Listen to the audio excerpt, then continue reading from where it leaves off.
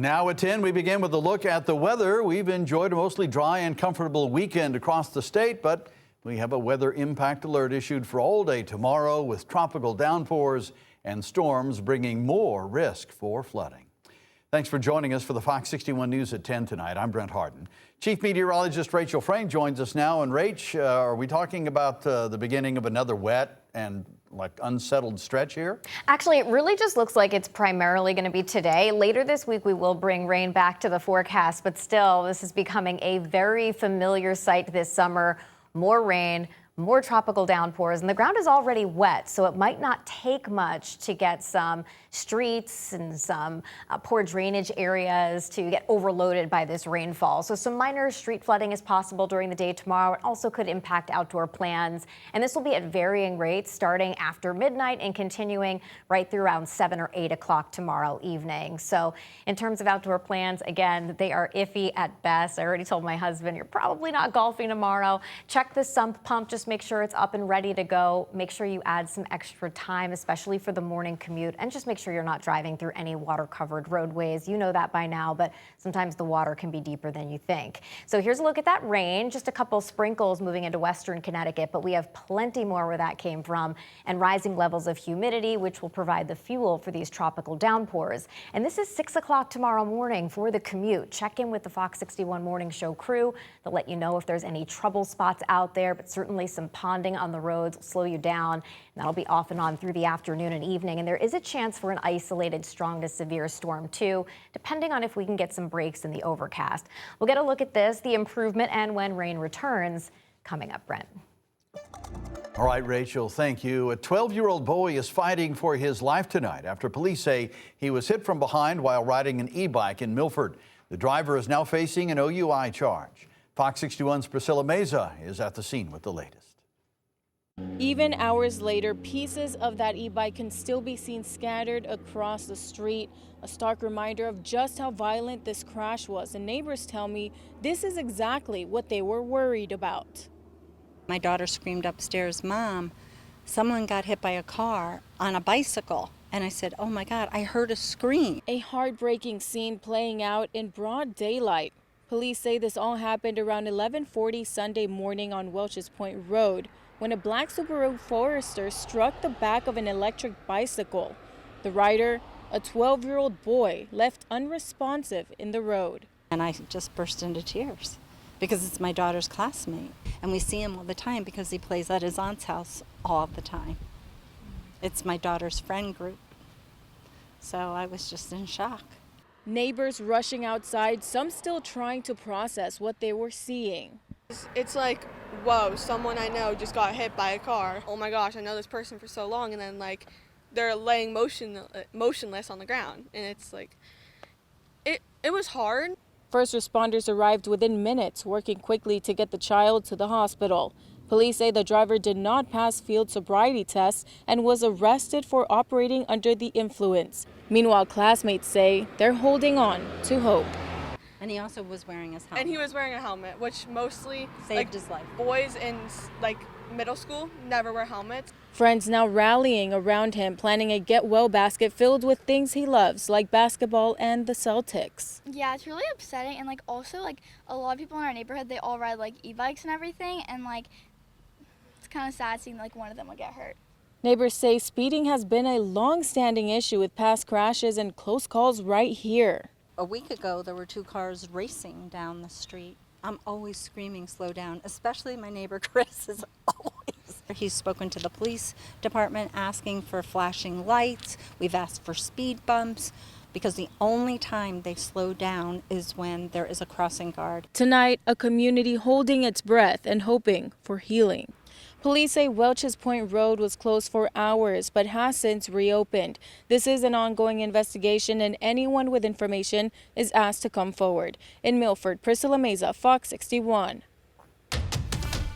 Norwich police have identified 2 of the 3 people involved in Friday's shooting on Major Shore Drive. Police say 46-year-old Ronnie Nareen of Myrtle Beach, South Carolina, was killed.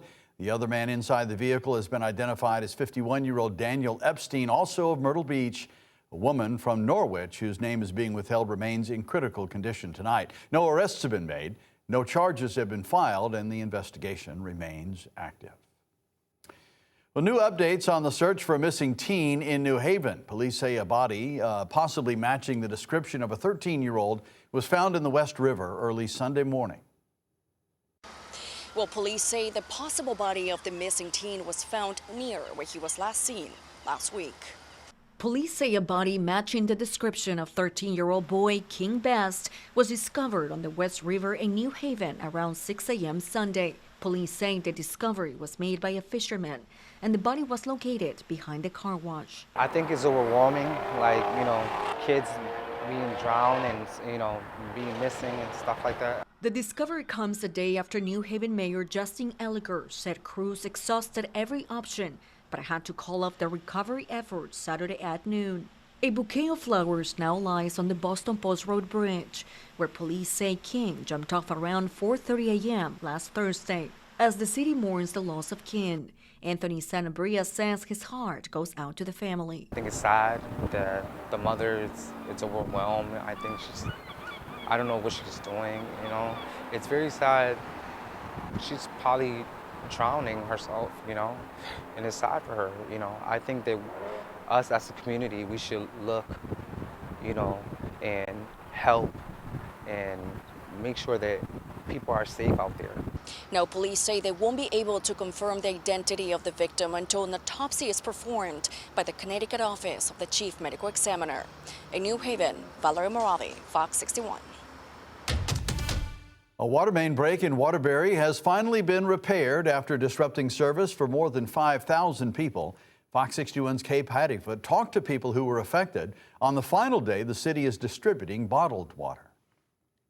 While the water in Waterbury is being restored, people tell me the distribution site has been beyond helpful. On Saturday morning, Waterbury's water department and Dayton Construction completed repairs to the second transmission water main break on Tompkins Street. While crews were fixing the first break on Friday, another break occurred during those restoration efforts. City officials say water is slowly being restored with service expected to return as pressure builds throughout the system. And as water starts to pour in, the city continued handing out water bottles on Sunday. Rubia Pruden says the site has helped her save money. Some stores were even limiting you with how much you can get and all that. So to have this is really great, and it saves because, with inflation and everything. So this really helps a lot. Volunteers like Francisco Ramos says he was impacted by the water main break and wanted to help his community. I've been volunteering since Friday from 10 to 5 each day, just helping people. I directed 2 lanes and I also put some waters in cars. His favorite part? Seeing the smiles on his fellow neighbors' faces. And knowing how we made a difference in coming together, for better or worse, because no matter what, at the end of the day, we're all in this together. In a statement from Waterbury Mayor Paul Pernuski Jr., he said, quote, "While we are encouraged that water is once again moving through the system, we ask residents to remain patient as pressure is restored, the system is flushed, and water quality testing continues." End quote. Some things to remember: you may experience low water pressure, water discoloration, and you still have to boil your water before using it.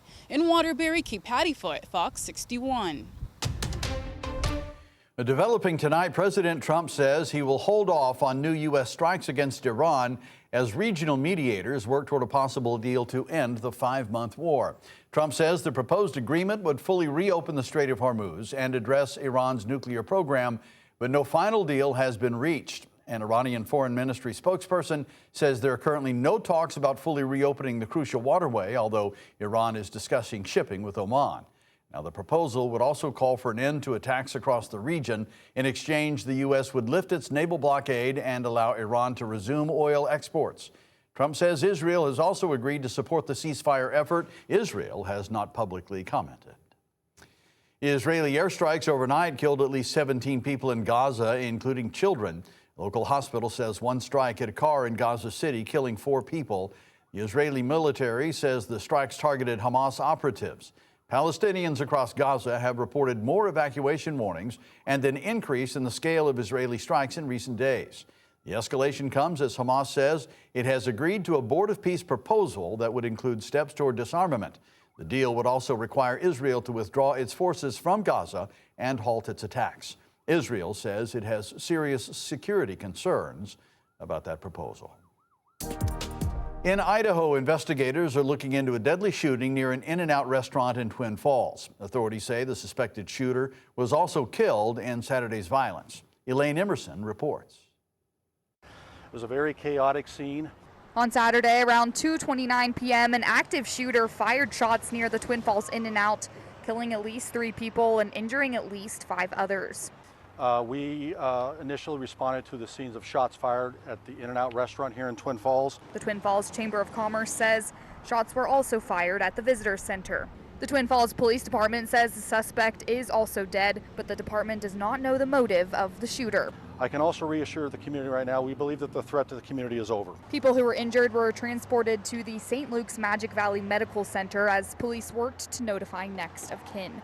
The surrounding businesses sheltered in place, and people in the area were bused to the Twin Falls courthouse to reunite with their families. We have literally hundreds of people that were in some way, shape, or form in the area of this restaurant at the time. The Twin Falls Police Department was first on scene.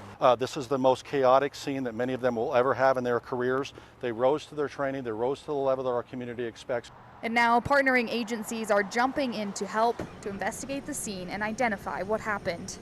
State partners, federal partners, along with the FBI and the ATF have called to assist us for help. They have resources on the way here so that we can properly document the scene. Elaine Emerson reporting. City officials there believe there was one active shooter, but investigators are still working to determine whether anyone else might have been involved. The highly anticipated In-N-Out restaurant location in Twin Falls had been open for just 1 week before that shooting.